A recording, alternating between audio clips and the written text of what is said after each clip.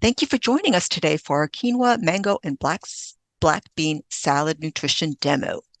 I'm Carla Cosillo, one of the wellness coordinators with the Health Promotion and Wellness team here at FHCP. We are excited to bring you this nutrition demonstration and hope you enjoy this presentation. I'm sure it's going to be delicious. Now I would like to introduce our speaker for today. Please welcome Tiffany McClure. Tiffany is a registered dietitian.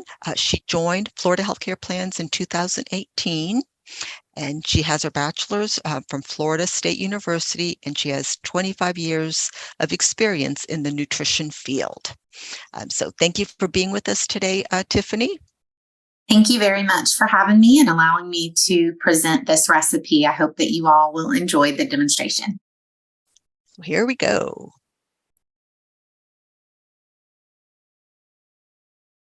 Hi everybody, my name is Tiffany. I'm one of the dietitians here at Florida Healthcare Plans. I have the pleasure today of demonstrating a healthy, delicious, and beautiful quinoa salad for you. We decided to use a recipe with quinoa during National Nutrition Month because quinoa is growing in popularity in folks that are choosing to live a healthy lifestyle. Let me tell you why. Quinoa is a seed, but it is used much like a grain would be in a recipe. However, quinoa has a lot more protein and fiber per serving size. Plus, it has the added benefits of antioxidants and anti-inflammatory properties, as well as folate and magnesium. So why don't we get started by looking at some of the ingredients that will go into our recipe today, and I can highlight some of the nutritional benefits of those ingredients for you. So first, of course, the star of our show is quinoa. So I have two different types here. So there are several different colors of quinoa, and there are different cooking variations of quinoa, if you will. So for example, there's some bagged quinoa that you would cook. You would have to pre-rinse it and then cook it much like you would rice. There are also quick cooking versions like I used for the recipe today that are already pre-rinsed and they're bagged individually so that all you would have to do is pop it into a pot of boiling water and it's ready in 10 minutes. Now an even shorter version would be if you could find a microwavable quinoa that takes about 90 seconds, you would just let that cool prior to using it. Next, we will also be putting black bean in our recipe. Now, black beans are high in fiber. They're a great plant-based protein source, and they're just a wonderful, easy ingredient to add, especially if you're like me and you use the canned variation, which you can find unsalted. You also certainly could use them from dried and just have to cook those and then add them to your recipe. Now you will have to, if you use the canned variation, you will need to drain and rinse those. So red pepper has one of the highest amounts of vitamin C per serving size out of most fruits and vegetables. And vitamin C is a great source of antioxidant, which is wonderful for immune system and for healing. We are also going to be using mango in our recipe today. And you certainly could use fresh mango, or you could use a shortcut like I did and buy the frozen chunked mango, and that just makes it a little bit easier, less dicing time. Mango is a great source of vitamin C as well. We will also be using some scallions or green onions, and we will be using some cilantro, which is a wonderful herb. It definitely has a prominent flavor, so most people I know either love it or hate it. Cilantro is used very prominently in some Latin cuisine.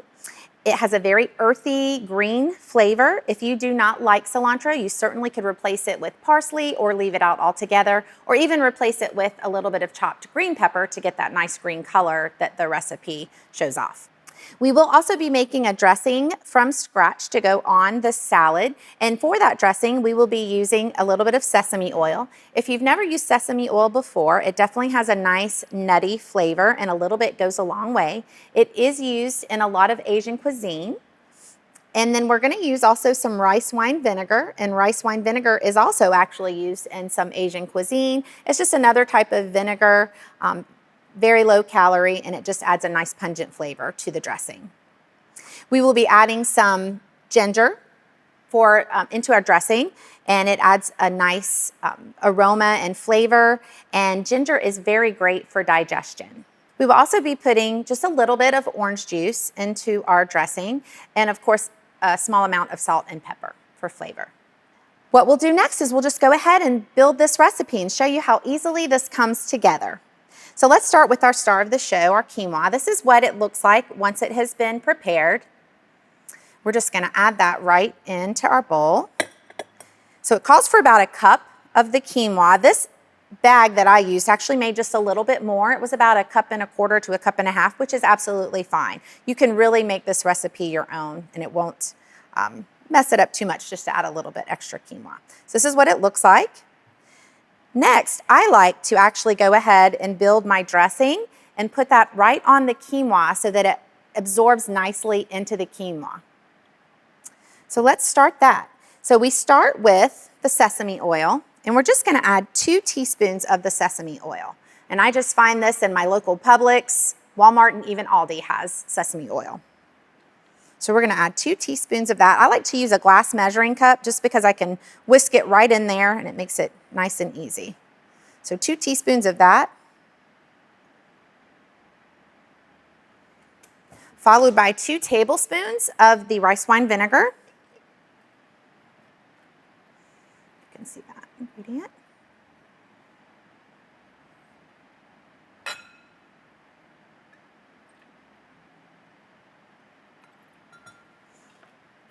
Then we'll just add the ground ginger. Ground or minced is fine. You could even chop it yourself if you wanted to. Followed by 1/4 cup of our orange juice.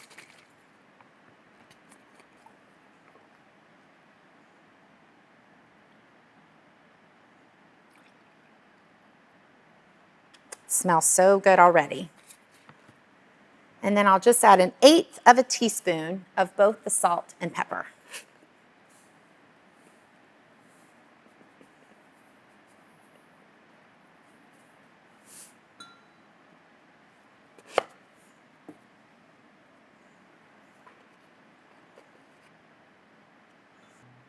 Now that we have everything for our dressing put in the container, let's go ahead and just whisk this together. You just want to whisk it until it's nicely incorporated. So that looks nice and ready. And we're just going to pour this right over the quinoa. Put that right in our bowl. Okay, now we'll just finish by adding each ingredient. I'm going to go ahead and put the mango in.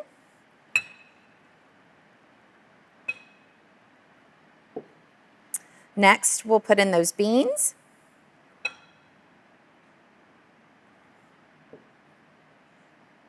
Red diced pepper.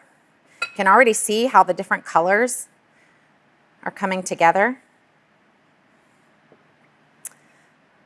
Now, I do want to mention that for the scallions, it actually calls for scallions, which are the ends of the green onion. I love very pungent flavors and strong flavors, so I chose to use the entire green onion with the scallions, and that's the white part is the onion part. So if you'd like, you can use the whole thing, or you can just use the milder version and only do the green part of the green onion or scallion.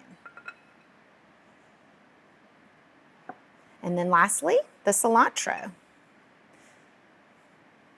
Can see how pretty these colors are, and all you do next is you're just going to give this a good toss. So you're going to mix all of the ingredients just until it's incorporated and mixed together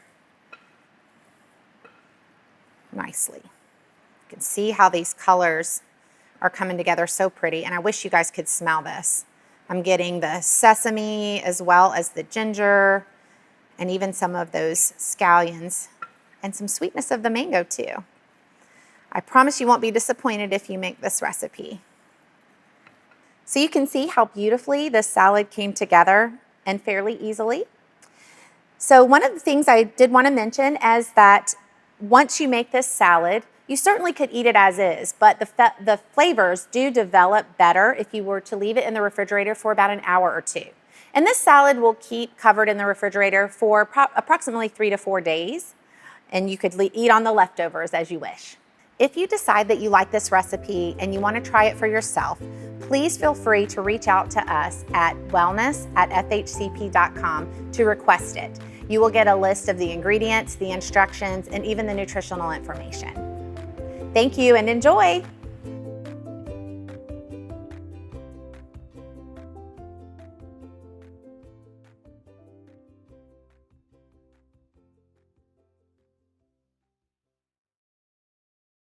All right. Thank you, Tiffany. Okay, that does look very good. Okay. So what we thought we would do is just kind of review some of the key ingredients used in this recipe and some of the nutritional benefits to each of these ingredients. So whether or not you choose to make this recipe, it still would be good information to know in case you'd like to use these ingredients in other recipes, or maybe you're already using these ingredients quite often. And then this will just give you that information of why they are good ingredients to use. So we could start with the quinoa, like I said in the video, the star of the show. So if you haven't tried it, I do encourage you to try it because they have made it a little bit easier nowadays to cook it, even if cooking it from, I guess scratch, if you will, or from the bagged version is intimidating. There's other ways you can do it that is a little more simplistic. It is, like I mentioned, a great source of protein and fiber.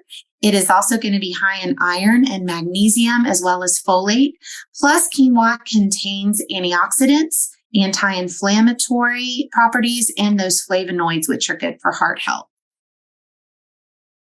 Secondly, we have our black beans, and just beans in general really are a great source of plant-based protein. So that makes them very heart healthy. They're high in fiber. They come in, I think, about around 8 grams of fiber for just a half of a cup of per serving.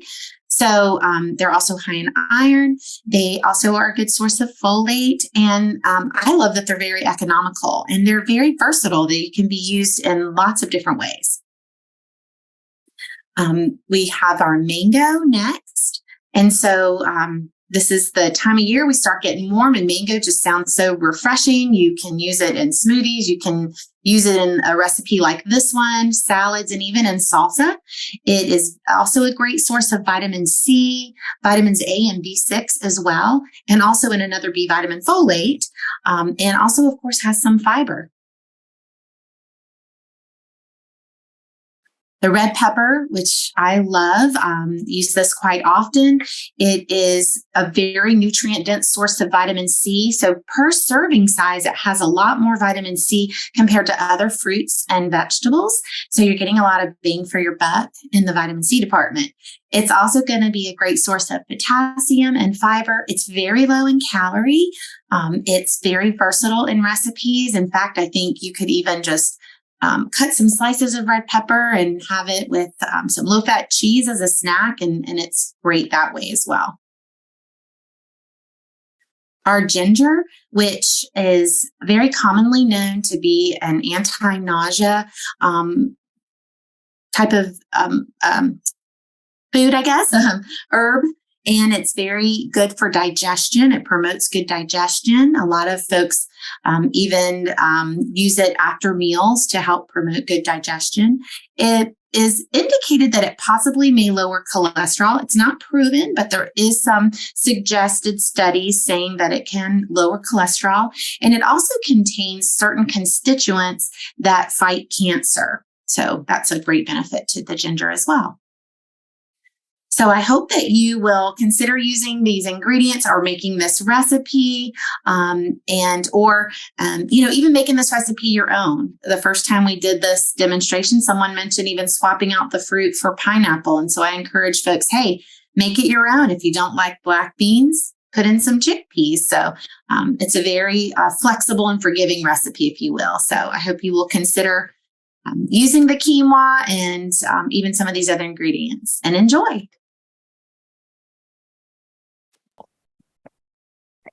So as Tiffany mentioned, if you would like to have a copy of the recipe, please reach out to us at wellness@fhcp.com. We're also going to include it in April's newsletter. Okay, and if you have any questions, also you can reach us at that email as well. Well, thank you very much for taking a little time this afternoon to join us, and thank you, Tiffany, for the wonderful demonstration. It was my pleasure.